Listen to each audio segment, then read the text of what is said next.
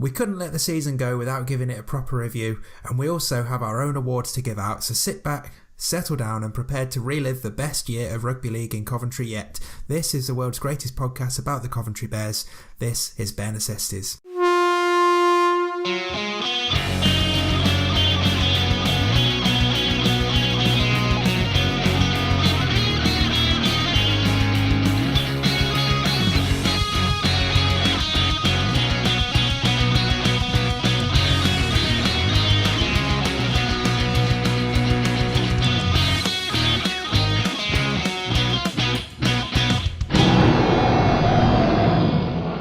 Yes, welcome to Bear Necessities, your podcast all about the Coventry Bears. We live at covbearspodcast.com. We're at covbearspodcast on Twitter. You can subscribe in Apple Podcasts, YouTube, Google Podcasts and more. And we're sponsored by the Bears Vice Presidents by York's Tim. This is our final regular episode of the season, although we may pop up in the off-season a few times here and there. I'm one of your hosts, Dave Musson. Joining me as always, my co-host and fellow awards ceremony gatecrasher, Craig Cathcart. Craig, how are you doing? I'm good, mate. I'm good. Bit of a loose end now, what with the season finishing, but trying to catch rugby league on the telly as much as possible. Yes, making the most of it before everybody else finishes as well. So coming up on the show this week, we're going to offer our thoughts on the Bears season and hand out our own set of awards to round off the year. We'll also reveal some of your favourite moments of the year, and we're going to revisit our pre-season predictions to see how badly we did. But first, we've got a couple of award ceremonies to tell you about. So not only did we join many of you in attending the Bears end of season bash after the win against Hunslet last week, but we were then lucky enough to be guests of the club at the official Championship and League One awards dinner on Tuesday night in Manchester, which was a lot of fun. Craig, let's start with the Bears Awards, which of course we featured on the podcast last week, so most people will have heard stuff from it, but it was a really great way to round off the season and a fantastic atmosphere in the room. And I mean, everyone who got awards was very deserving, and I certainly felt very flattered that the club decided to give us outstanding volunteer awards. It was just a great evening, wasn't it? Yeah, I was, like you, very proud to receive that. You know, we don't do what we do to get awards, but it's very, very nice of the club to recognise us and you know, show that they appreciate what we're doing. The awards night itself was great. I mean, I went to the one last year as well, as did you, and they're really enjoyable events. You know, there's no glitz and glamour, so to speak, but it's a really good, fun night and a real good way for fans and other people to connect with the players. I think this year the overarching sort of theme of the night for me was the sort of unity and togetherness of the whole club. Definitely. It really was. The players, the fans and the staff are all pulling in the same direction. Everyone was, you know, really happy with how the season had gone and really looking forward to the next one. You know, there's you know, a lot to be positive about, and that really came across in the award ceremony. Yeah, it really did. Now, we're in agreement that the players did plenty of good stuff on the pitch this season, but from what you were telling me in the week, it sounds like it's a good job that the Bears don't ever have to play competitive pool. Is that right? Yeah, I have to say this was post-awards night, and several of the Bears players probably had quite a lot to drink, but having witnessed them playing pool, you know, I don't think any of them should give up rugby just yet to go hustling, put it that way.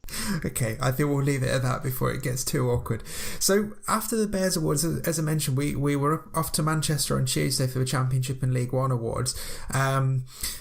Another great night. I mean, our friends at the York City Knights won pretty much everything going in League One, and deservedly so, I think. I just found it fascinating to be in that room and see all the other clubs and see things like Brian Noble was way shorter than I thought it would be, but it was just another fun night, wasn't it? And thank you so much to the club for taking us along, I think. Yeah, considering how tough he was on the field, he really is a small guy. But then some of the players coming up for awards as well, you know, weren't exactly big either. So, but yeah, it was a great night. It was really professionally presented by Dave Woods and Natalie Quirk. The food and everything was great as well. And yeah, just seeing random people walking around that you've seen on TV and stuff before and never seen face to face was really good. There was, you know, a couple of people that we'd bumped into at the weekend before. Steve Mascord and Phil Brown were there. Yeah. And I know that you spoke to a few people afterwards as well.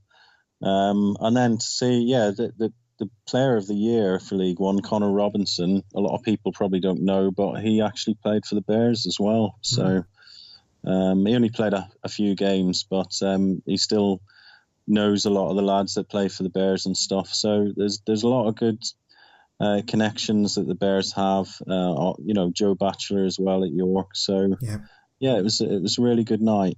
I think one of the biggest takeaways I had from that night was just feeling good about some of the people who really made a point of coming over to the Bears table and speaking to Alan, speaking to Tom. Like Ralph Rimmer came over, Dave Woods came over, the guys from York, obviously Mascot Browns, Mick Ledhill came and spoke to me afterwards as well. It just shows that the Bears, not only have they got a lot of links in the game, but they've got a lot of respect in League One as well, I feel. Yeah, absolutely. And you could tell that from some of the comments from, the people that did come over. They really respect what the Bears are doing. There was, admittedly, some of the comments were about some of the great results, but I think they also understand that all the work that the Bears are putting in to get those results on the pitch. Definitely so. Again, huge thanks to the club for letting us crash their trip to the awards. It really is appreciated. And talking awards, I guess it's now time for the real reason that you're all listening this week, the 2018 Bear Necessities End of Season Awards. So here's the awards we're going to give out. We'll each choose our winners for the following categories. We probably should have discussed this before I push record, Craig, but I've kind of got...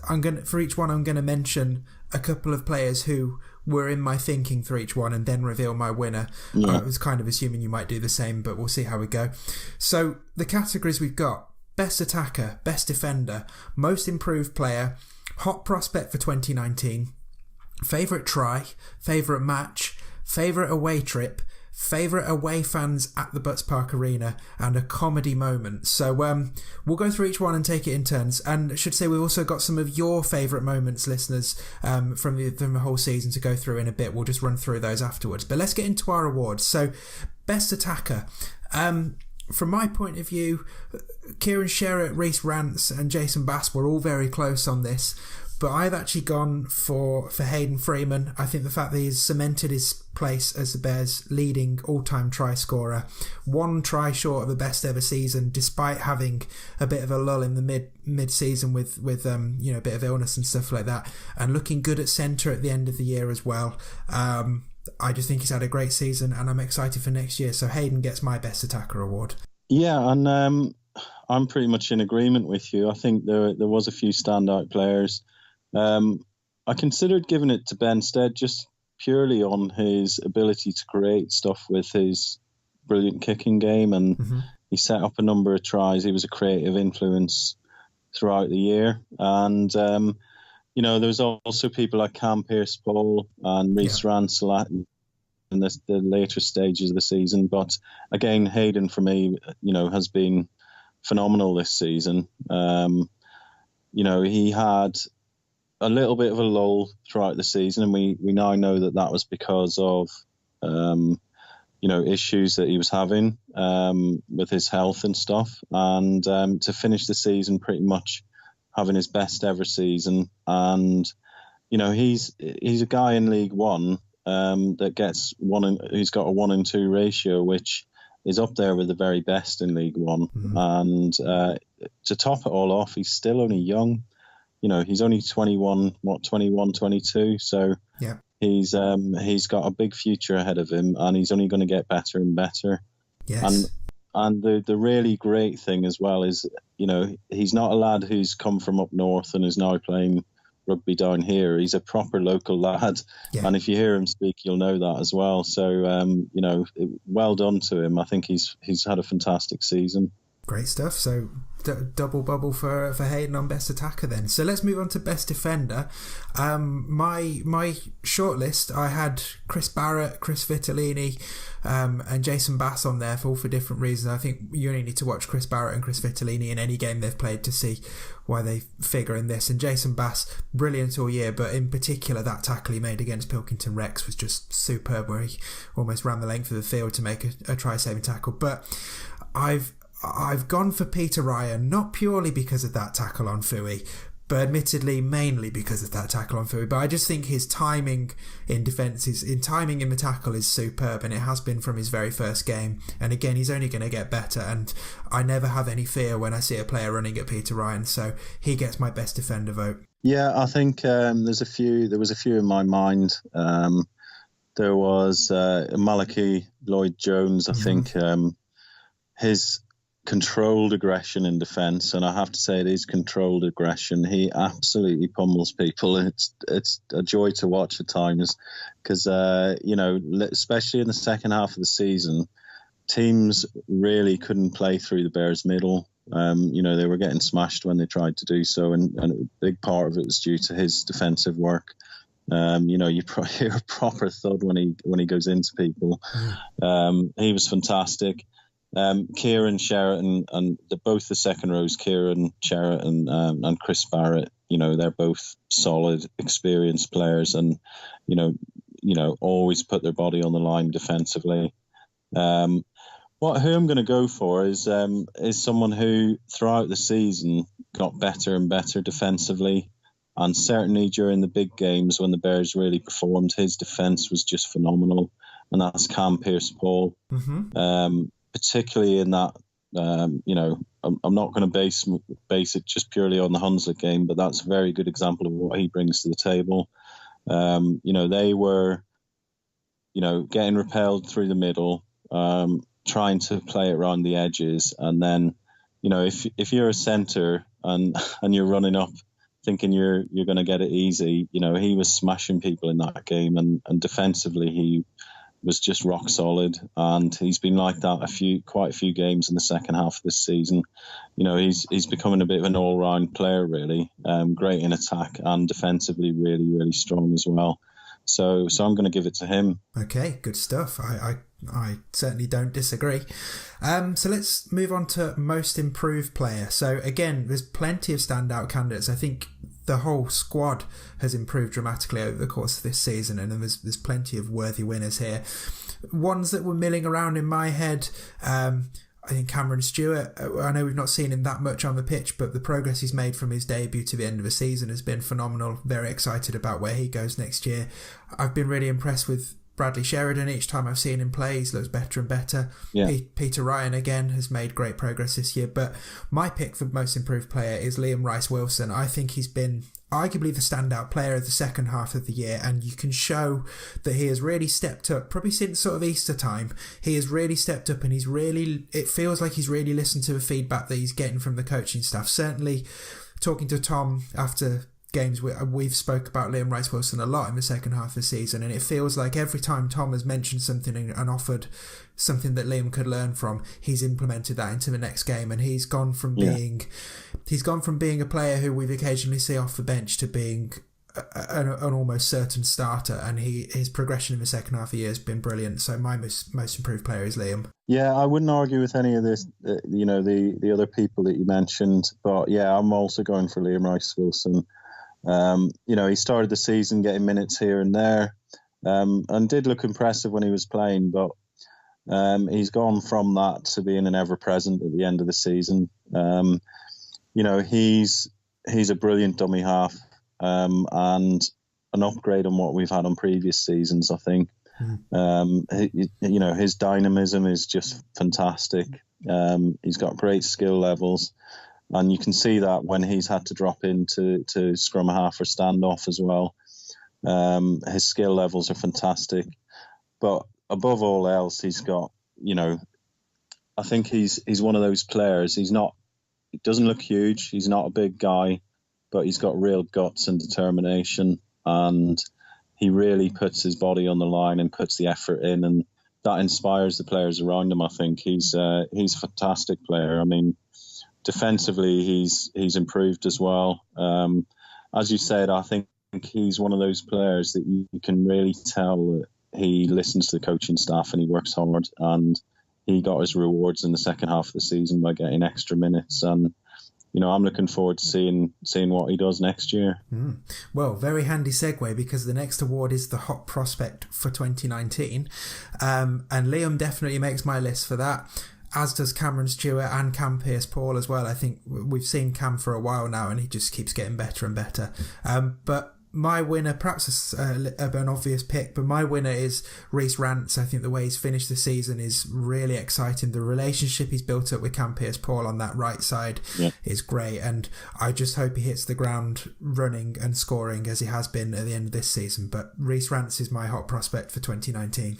Yeah, I wouldn't argue with that, and I wouldn't argue with any of the other picks. They would have been pretty much the ones I had in mind as well. But I think for me, and I considered him as the most improved as well, but the player I would pick would be Peter Ryan. Mm-hmm. He just this week he was included in the Rugby League World Team of the Month. Yeah, for League One, for the whole of League One, which is a fantastic achievement. I mean, this is a guy that had barely played any rugby league at all until this year. Never mind playing at a level like League One. It's his first first full season. And at no stage did he ever look overawed.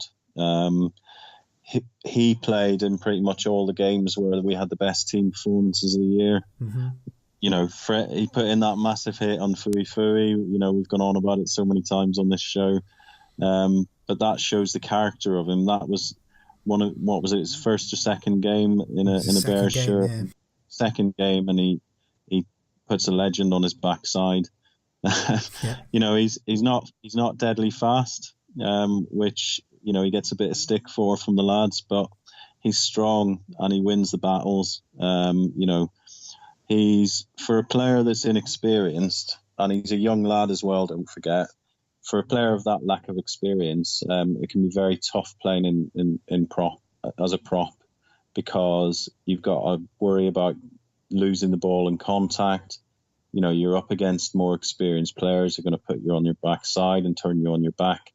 But he never ever looked like, he struggled at this level. In fact, as the season's gone on as well, he's got better and better. And then defensively as well, he probably has a bit to learn about his positioning and stuff defensively. But, in terms of putting the hits in and, putting the effort in and putting his body on the line, you really can't complain about anything that he does. He's a fantastic young player, and he's going to get better and better as he gets more games under his belt. Definitely so. Big congratulations to Peter Ryan. And I think we should also take this opportunity to give a shout out to Peter Ryan's parents, who we were chatting to on Saturday. I know they're avid listeners of the show. Looking forward to having you on board again next season. But thank you both, for everyone in the Ryan family, really. So, favourite try of the year. So the Bears are good at scoring good tries, I feel. I've always felt that, but there's been some killer ones this year. My shortlist had Hayden's try away at the Scholars, where he just went the length of the pitch. Rhys Rance's try, where he went the length of the pitch against North Wales. Rhys's try against Whitehaven, where Cam Pearce-Paul did that ridiculous pass. But the one that I've gone for, it might not be quite the best one technically, but it certainly has a real emotional attachment, and that was Jacob Ogden's try against Keighley. It was a very nice try, very clever chip and chase from Paul Emanuele and a great finish, but that try was the moment I knew the Bears were going to win that game, and it was a nice, aesthetically pleasing try, such an important one in the game, and just everything around that day, I just had to pick Jacob, so that's my pick. Yeah, there's been some good tries this year. Again, I wouldn't argue with your list. I think Rhys Rance's try against Crusaders at the Butts Park Arena probably, lit up the whole Butts Park Arena. Probably the best try that the Bears have scored in the last year. But for me, I've also picked a try from the Keighley game. Okay. And there was a few to pick that day. Mm-hmm. Mikey Russell's first try in that game was for me a fantastically worked try, but I'm going to go with the try he scored for his hat-trick, which is the one that we scored just after the Hooter. And the reason why it's my favourite try is because the Hooter went, everyone realised that we'd won the game. There was absolute elation in the stands and everyone jumping up and down and cheering. And Dante Morley-Samuels has got the ball and he suddenly realises, hold on a minute, we might score a game here. And the Bears went on to score another try just after the Hooter, just to seal seal the dominant performance that they'd put in. It was absolutely brilliant. A real, really delightful try, I would say. Yeah, couldn't agree more. So, favourite match. Again, there's a few here. I have to list Widnes in the favourite match, despite the result. It was just, the whole occasion of it was just superb, and the fact that the Bears were there was great. West Wales at home, all of the tries, and I got to play all the silly music after the tries were scored. That was fun. Hunslet on last weekend, because it was never in doubt, and obviously the Bradford game, that was just a fantastic day all round. But my favourite match just had to be Keighley for all of the reasons we've talked about on this show. Just a marvellous day. Yeah, all the games you've mentioned, they're pretty much all on my list as well. And I considered whether the Hunslet game, because of the dominant performance that the Bears put in, and the fact, as you said, it never looked in doubt. And for me, that's probably the first time ever as a Bears fan I've been watching a game thinking, we've got this, we're going to win. There's no doubt we're going to win this game. But for me, it was the Keighley game. Yeah. And there's a few reasons for that. The first thing is that I brought a couple of mates with me who'd never ever been to watch the Bears, and I'd kind of spoken to them beforehand, and I tried to temper their expectations a little bit by saying, it'll be a good, enjoyable day. I'm not massively expecting much from the game, because Keighley won 98-6 when we played them away. And, it's going to be a tough one for the Bears to get a result in. But then to see that performance and for them to win the game comfortably in the end was fantastic. There was so many things against the Bears that day. All the players missing for the Student Four Nations. And they just went out and put in one of the performances of the season. And the other thing as well, because it was that first win against a traditional club, and to bring a couple of first timers to the game and for them to witness the atmosphere and everything else that day was fantastic. Definitely. So on to favourite away trip.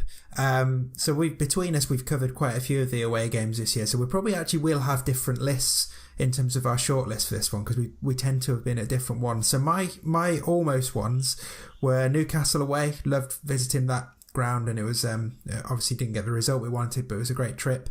West Wales away. That was a cracking day, and Bears ground out the win.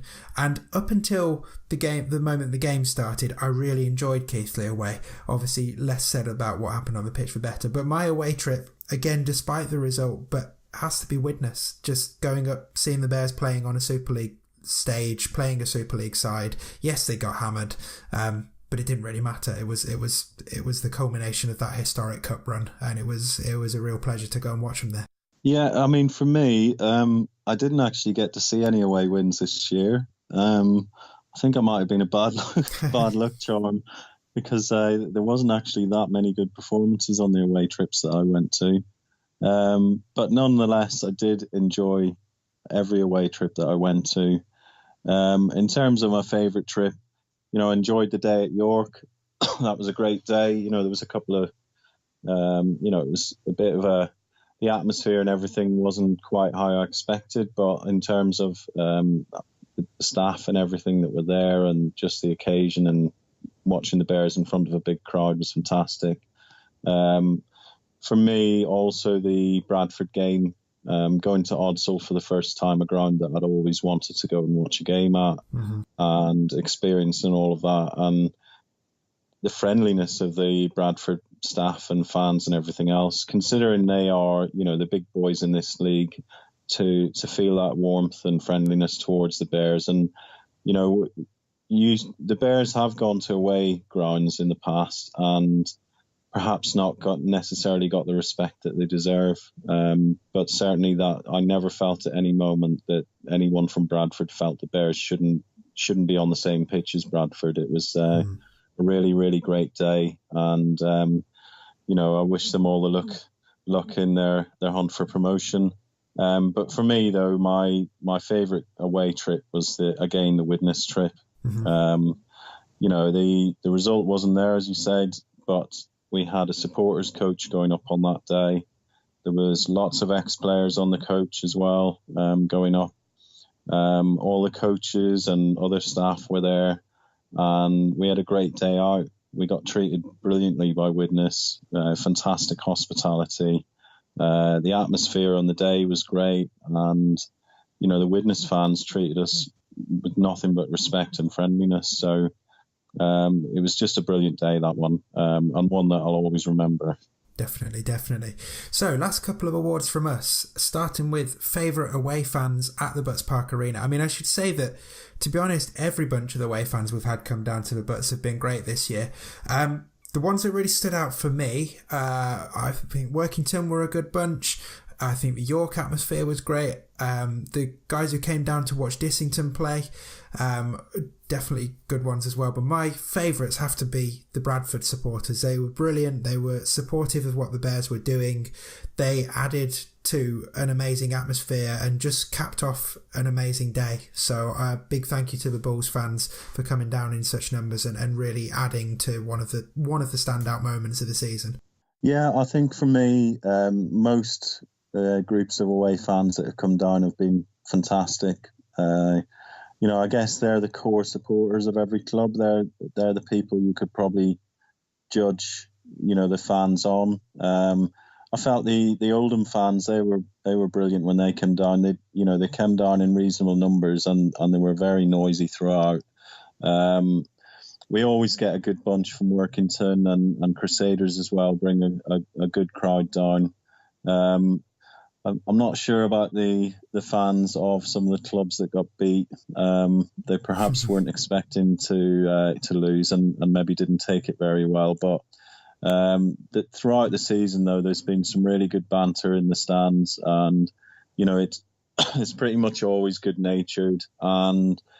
But with you, I'm in agreement. The best fans I think that have come down this year has got to be the Bradford fans. There was 1,500 in the stadium that day, nearly 1,500, and there was a few hundred Bradford fans that came down. They travelled in numbers, but they were friendly. They were talking to Bears fans before, during, and after the game. They were passionate throughout, made a lot of noise, and then right at the end of the game, they really enthusiastically clapped off both sets of players. So yeah, they were absolutely fantastic. Great stuff. And rounding off our awards, our comedy moment of 2018. So I've been sort of scouring through my match notes because there's been a few that I remembered but couldn't quite remember what game. So I've gone through just to check who was doing what. So there was a point in the Workington home game where somebody in the crowd called the ref absolute custard, which did make me chuckle an awful lot. There was a point against Widnes where Bears got a penalty within range and everyone was shouting to take the 2. That made me smile, considering we were about 70 points down at that point.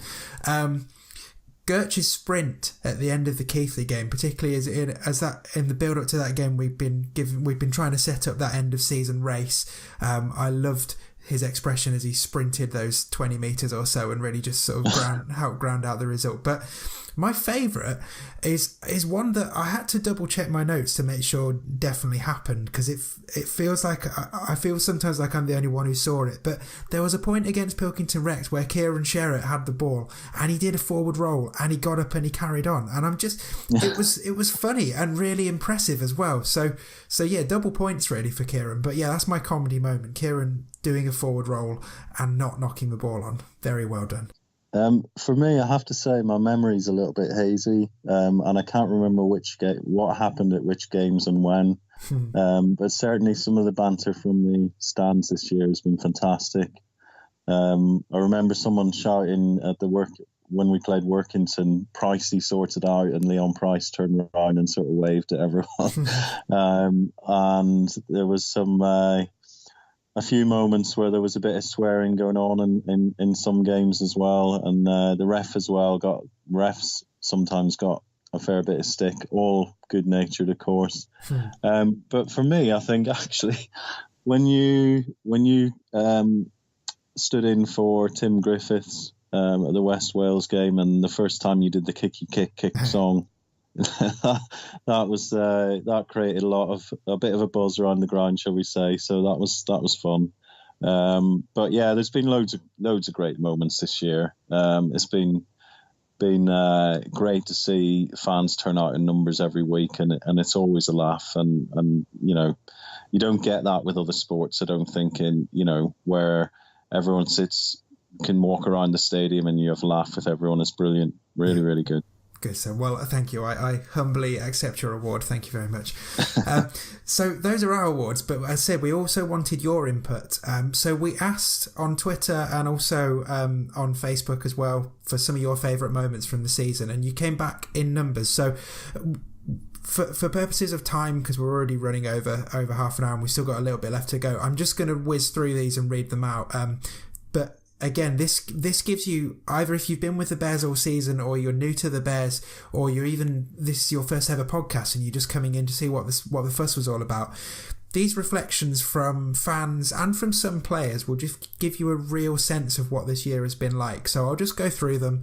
Like I say, no need to discuss them as such, but I think there's lots of good stuff here. So from Matt Wright, tackle of the year has to be the hit on Fooey. Yes, agreed. From John Holmes, he just wanted to say how good the team and the supporters have been, both in defeat and in winning. You know, he's talking about the reaction of the Hunslet fans after the game last week, and sort of being annoyed with their own team and thinking that the Bears have got such great supporters, because even when we get hammered, we still go on being positive about the team and sort of knowing that the team are going to give everything every game, as the supporters do as well. So some really good reflections there. From Katie Mack, pointing at the Widnes game, saying it was brilliant to progress in the cup, and was how proud she was of the players. And even though they're facing an impossible opponent, they fought like mad for every minute of the game, and they were so dignified. And she reckons that steeliness has seen them through the season, actually, which I think would be difficult to argue with. They don't give up. That's a winning attitude that has paid dividends towards the end of the season. Now, quite a few contributions from Rachel Presley, the Bears supporter of the season, of course. So some good bits and some other bits as well. So she said one of the saddest bits of the season was that two of the best games of the season, Scholars and Haven away, were only seen by a few Bears fans, just because of it being those games being at opposite ends of the country. And she just talking about the fact she'd love for all the Butts Park Arena regulars to have been able to make more of those away games and experience the road stuff. And I think any you know, one thing we would definitely do is encourage Bears fans, if you do get the chance to go and watch the Bears away next season, do, because it's great fun. But Rachel also added, as for great occasion, she said, where do you start? Got the 20 odd minutes when they were in the lead against the Bulls. And that added to the sight of just the crowded Butts Park Arena, the atmosphere in the beer garden, the sunshine pre-match, and the mutual admiration for both sets of supporters that day. Bears for Bulls fans, Bulls for Bears fans, all that stuff.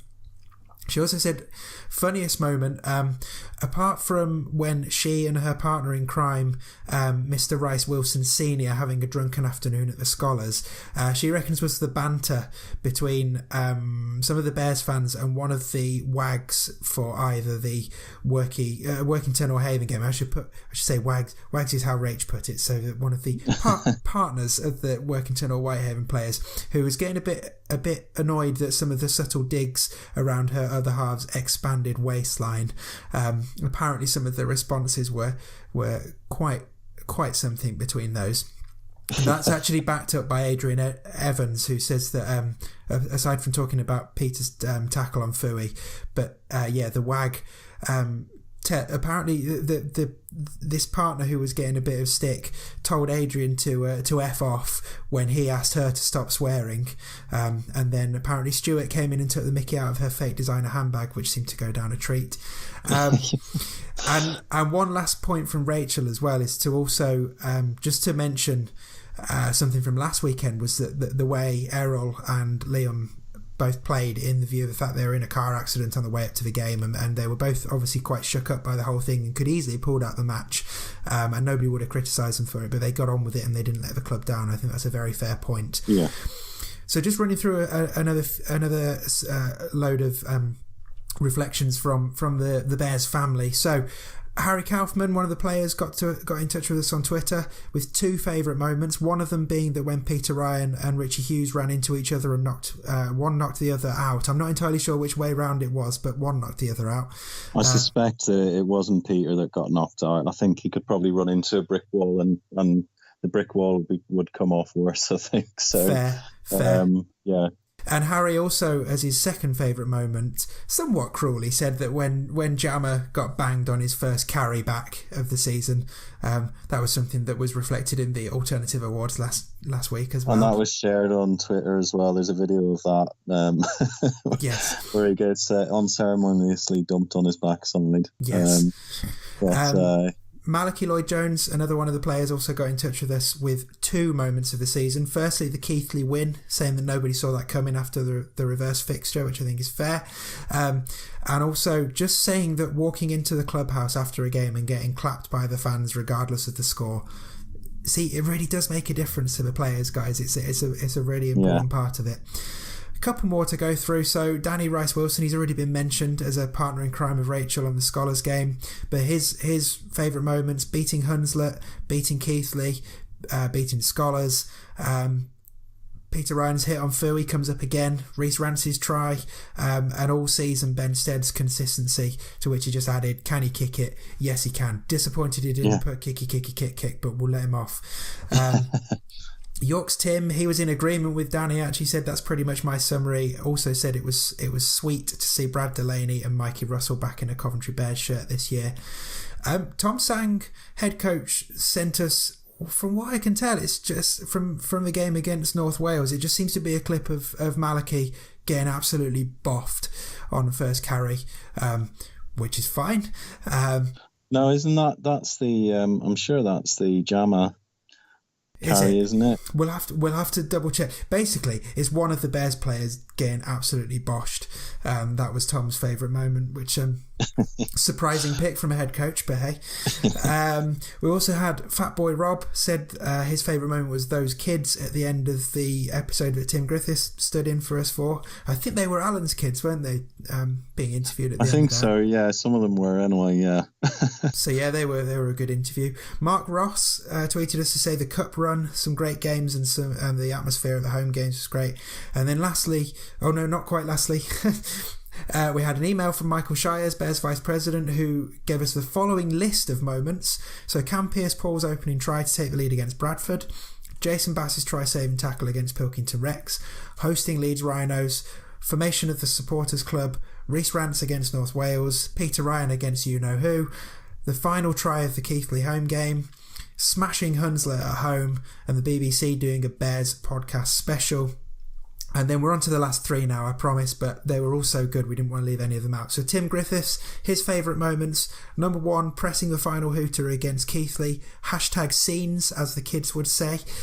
Second, Kieran's kick against the Scholars, which should have really gone in the comedy moment. Really. I'd forgotten about that until I saw Tim's. Yeah, I was actually gonna stick that in there and I forgot all about it. But probably good for Kieran that I forgot all about it. Yeah, but luckily Tim didn't, so we can talk about it now. Tim's kick against the Scholars and the reaction shown by the boys to just carry on defending. And 3 for Tim was turning up at the Leeds game pre-season, which was obviously Tim's first game with the Bears, getting the great welcome from everyone and realising he was in the right place. Jackie Stevens says Reece Rance, length of the pitch try. Difficult to argue with that. And then lastly, Debbie Bass. As has been said before, the lads' determination and perseverance when playing Widnes and the respect they received from the opposition supporters and players. So proud of the team that day. And also the longest game of the season against the Scholars. By the sounds of it, the supporters were screaming for full time for quite a long time, and then they've heard the very loud voice of Ron from the back of the stand saying 1 minute left. And by all accounts, it was quite an agonising minute, but they got through and they won. So some great reflections on the season there. Thank you all so much for sharing them. It's been great to read all of those come through. And like I say, I think it gives a fantastic summary of what the season's been like, either if you've been here all the way through or you've only picked up at the end.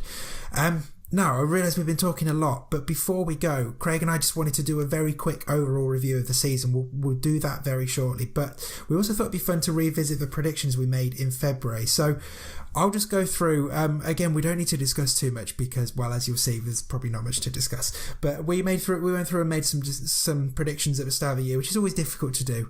And if you weren't listening or you've forgotten, this is what we reckon. So we predicted top try scorer. Craig, you went for Hayden Freeman. Pretty good shout. Yeah. I went for Chris Vitellini, which I think was based on the Leeds performance where he scored twice and was potentially being a bit optimistic, but hey, like to be optimistic. I don't think he scored after that, did he? I don't know. I really don't know. Safe to say it wasn't my best prediction, but hey. Best attacker. Craig, you went for Chris Vitellini or Paul Emanuele, and I went for Ben Stead. And I also had Mikey Russell as my backup. So I feel like I probably won that one. I think Ben has been very good all year. And Mikey, in terms of minutes on the pitch for tries he's scored, I don't think anyone else would be better than that. No. Best defender. So Craig, you had Zach Williams and Chris Barrett, and I had Alex Beddoes. So I think there's clearly been lots of other candidates in the defender category have come through. I think Zach had a bit of a disrupted season with injury and stuff. Probably didn't get the minutes that he wanted. But yeah, Chris Barrett, definitely, that was a good shout. Yeah. Not sure about your shout there, though. Well. No disrespect to Alex Beddoes, but obviously he didn't play much this year at all. No. Well, that name is going to come up in the next one as well, because in who we predicted would be the most improved over the course of the year, Craig, you had Jason Bass in terms of continuing in his improvement from year on year, and I think that's a fair shout there. You also had Alex Beddoes, because he did finish last season well, but obviously he didn't get as much time on the pitch this year. I had Dante, and I also had Charlie Clark, who we haven't seen play in League One at all. He played in the Leeds game, and I remember putting in a decent shift there, and he is making that step up from sort of university level to League One. So hopefully if Charlie sticks around with the Bears into next year, we might see a bit more of him, and maybe my prediction was just a season too early. Here's the interesting one. So we predicted how many games the Bears would win and what position they would finish in. So I had them as winning 8 games and finishing 10th. And Craig, you had them winning 10 games and finishing 8th. Now, overall, they finished with 7 league wins and 2 cup wins. So 9 wins total from the season. They finished in 11th. So I think we kind of did okay on that, sort of, just about. Yeah, I think our expectations on where we thought they would, how we thought they would do this year was pretty not far off at all. I think if you'd asked us probably midway through the season, when up to that point there'd obviously been a good cup run but very few league wins, we would have been thinking, I'm not quite sure, but they've shown throughout the year that they can compete, and it would have been great. There was a couple of other games where they might have picked up a win, but they've managed to see it out on the games that have been close. On most of them, they've managed to see out the win, which has been fantastic. Definitely, and between us, we were predicting 8 wins or 10 wins. The one in between is 9, and technically Bears did win 9 games this year, so we actually nailed that between us. We'll take that. Right.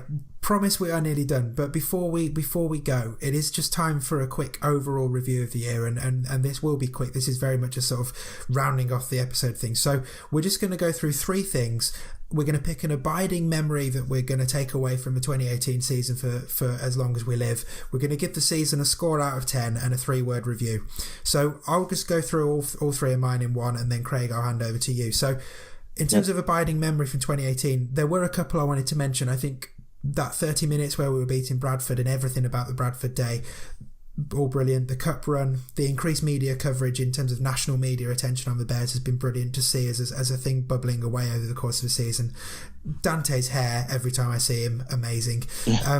But for me, just the sheer joy at the end of the Keighley game, that will be the thing that really comes to mind when I think of this season. I think as a score out of 10, I'm giving it an 8 out of 10. There've definitely been some 10 out of 10 moments, but the club is also definitely moving forwards, and I wanted to leave room for even more progress next year. And my 3-word review is simply making some noise, because that is what the Bears have done this year, and people are taking notice. So over to you, Craig, your 3. I think for me, the abiding memory of 2018 is that it's been a roller coaster year. It started off with some real highs in the cup run, being on the BBC, don't forget, as well, which was a fantastic thing to see. Then a bit of a dip in the middle, but finishing the season strongly. And the Widnes game, going away to Widnes, playing in a Super League ground. The Bradford day, despite the result, was certainly one of my favourite days all season, just seeing that many people in the Butts Park Arena. And the Keighley game, just mainly because it was that first win, and then rounding off the season in style against Hunslet. It was fantastic. As an overall score, I'm with you. 8 out of 10 for me. I think it's the best season that the Bears have had so far in terms of progress on the pitch. And the reason I say that, they've had, I think, a couple of seasons where they've had similar amounts of wins or maybe slightly more wins, but the standard is harder, more difficult now. It's harder to get wins with Oxford and All Girls dropping out of the league. There's, on paper, there's less winnable games. It's been a real season of progress and a bit of a coming of age season for the club as well. Just as you say, to see the interest from people across the country and what the Bears are doing and what they're achieving, it's been brilliant. So yeah, my 3-word review is real progress made. Good stuff. Perfect. Well, that is it for our season review, and that is it for our weekly podcast for now. Our plan, as I mentioned at the start of the show, is to bring you the occasional episode during the off season, and we may even be back next week. We haven't planned that far ahead yet, but we're certainly this is the official season closing episode. But as we did last year, I'm sure we'll pop up at different points, and then of course when we get back into the 2019 season, we'll be back doing our regular stuff. A big thank you to all of you for listening, for sharing the podcast, for helping get the name out there, and for being involved with everything we've been trying to do make sure you get your 2019 season ticket now. Of course, if you get it now, you get a free gift as well, and of course we will see you soon. Don't forget, we live at covbearspodcast.com. We're at covbearspodcast on Twitter. You can find us in Apple Podcasts, YouTube, Google Podcasts, all of that place. We're so grateful to Bears Vice Presidents and York Tim for their sponsorship this year. Craig, I think that's just about it from me. It's been a blast. Anything you want to say before we sign off? No, it's been a real pleasure doing it this year. We started midway through last year, so we've had a whole season at it, and it's been brilliant. Doing this, chatting to the Bears, all the people that we've met this year, all the people that we've done interviews with, it's just been brilliant. Really, really good. I've really enjoyed it. Great stuff. Well, here's to the next one, and we'll see you soon.